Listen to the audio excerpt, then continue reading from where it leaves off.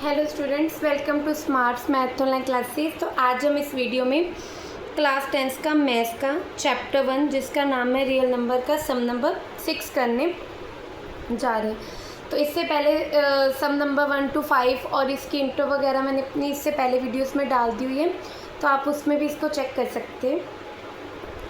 तो स्टूडेंट्स, सम नंबर 6 क्या कहते हैं? Explain why 7 multiply 11 multiply 13 plus 13 and 7 multiply 6 multiply 5 multiply 4 multiply 3 multiply 2 multiply 1 plus 5 are composite number। क्या कहते हैं? why, क्यों, एक्सप्लेन करो। why, क्यों एक ये नंबर और एक ये नंबर कॉम्पोजिट नंबर हैं। सम की पहले स्टेटमेंट क्लियर कर लो। क्या कहते हैं? एक्सप्लेन करो वाई, क्यों ये नंबर और ये नंबर कॉम्पोजिट नंबर हैं। तो स्टूडेंट सिंपल, हमें इस सम में इन दो नंबर्स को बताना है कि कॉम्पोजिट है कि नहीं है। तो हमें पता होना चाहिए कि कॉम्पोजिट नंबर्स कब होते हैं। तो इससे पहले भी मैंने अपनी इंट्रो में प्राइम नंबर्स क्या होते हैं, कॉम्पोजिट नंबर क्या होते हैं एक्सप्लेन किए हैं, तो आप उसमें भी इसकी प्रॉपर एक्सप्लेनेशन देख सकते हैं। फिर भी मैं आपको आज रिकॉल करवा देती हूँ कॉम्पोजिट नंबर्स क्या होते हैं। कॉम्पोजिट नंबर बच्चों क्या होते हैं? कॉम्पोजिट नंबर क्या होते थे?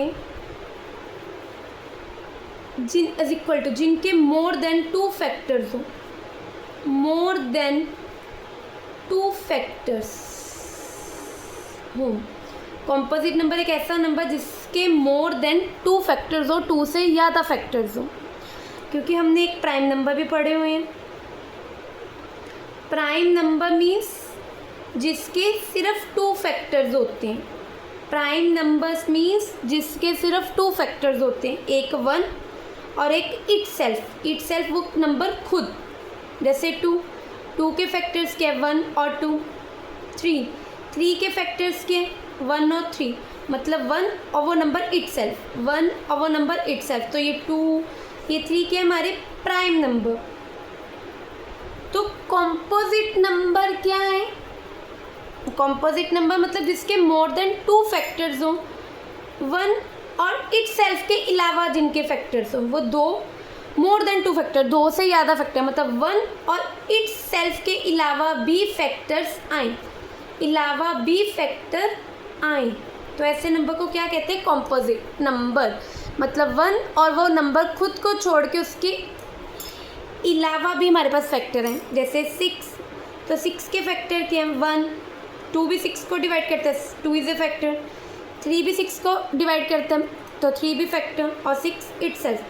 तो 1 और वो 6 इटसेल्फ को छोड़ के मोर देन एक्स्ट्रा फैक्टर्स भी आए, मतलब 2 से ज़्यादा फैक्टर भी आए। तो ये 6 हमारे पास के कॉम्पोजिट नंबर। तो मतलब अगर इस नंबर के और इस नंबर के 2 से ज़्यादा फैक्टर आ गए तो ये नंबर क्या हो जाएगा हमारे पास? Composite number. तो स्टूडेंट स्टार्ट करते हैं। तो पहले चेक करते हैं कि ये नंबर कॉम्पोजिट है कि नहीं है। ठीक है, तो इसको सॉल्व करने के 2 तरीके हैं। यहाँ तो मैं 7 को पहले 11 से मल्टीप्लाई करूँ, फिर 11 को 13 से मल्टीप्लाई करूँ, और जो नंबर आएगा उसको 13 से प्लस करूँ, फिर देन उसके फैक्टर्स बना के देखूँ कि ये कॉम्पोजिट है कि नहीं है। तो ये काफ़ी टाइम कंज्यूमिंग है। तो मैं क्या करूँगी? 13 इधर भी आ रहा है, 13 इधर भी आ रहा है, तो मैं 13 को बच्चों क्या कर लूँगी? कॉमन ले लूँगी। 13 मल्टीप्लाई 7, अंदर क्या बच जाएगा? 7 मल्टीप्लाई 11, 13 बाहर चला गया तो क्या बच्चा? 1, प्लस 13 बाहर चला गया तो क्या बच्चा? +1।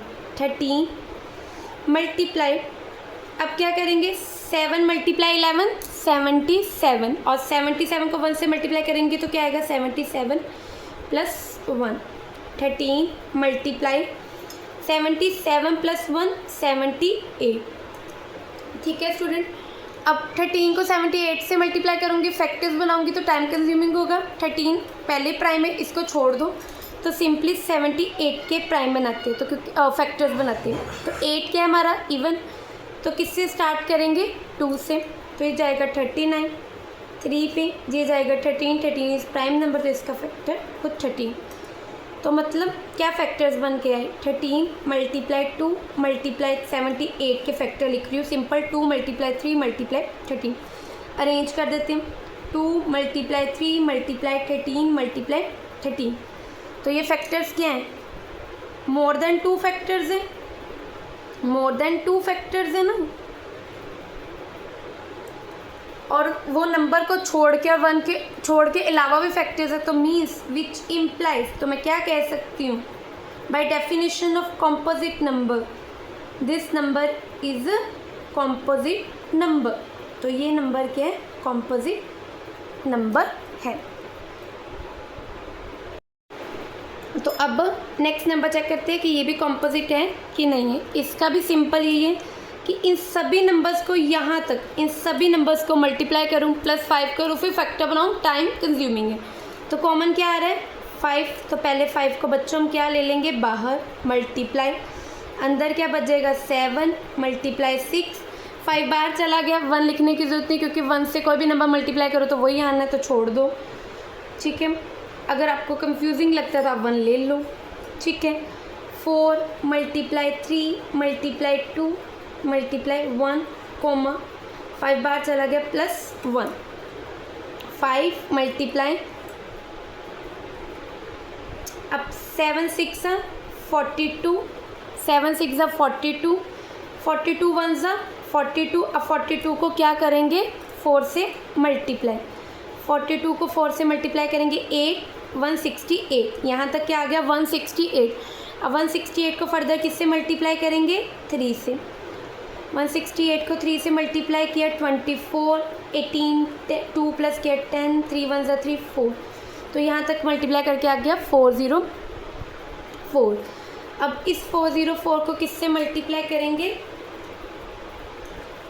2 से आई थिंक मल्टीप्लिकेशन एक बार रीचेक कर लेते हैं 7 6 42 को 1 से मल्टीप्लाई किया 4 और 42 को 1 से मल्टीप्लाई किया 42 को 4 से मल्टीप्लाई करवाया तो मेरे पास आ गया 4 2 8 6 168 अब 168 को 3 से मल्टीप्लाई किया है 24 6 3 18 में 2 ऐड किया 20 सॉरी यहाँ पे 20 आना था 3 1 3 यहाँ पे आना था 504 यहाँ तक 3 से मल्टीप्लाई करके आ गया 504। अब 504 को आगे फर्दर किससे मल्टीप्लाई कराएंगे 2 से 2 4 8 2 0 0 2 10 5 10 तो 1008 आया और 1008 को 1 से करवाएंगे तो क्या आएगा 1008 प्लस 1008 ये तो +1 5 मल्टीप्लाई 1009 तो बच्चों ये भी क्या हमारे पास प्राइम नंबर है ये हमारे पास क्या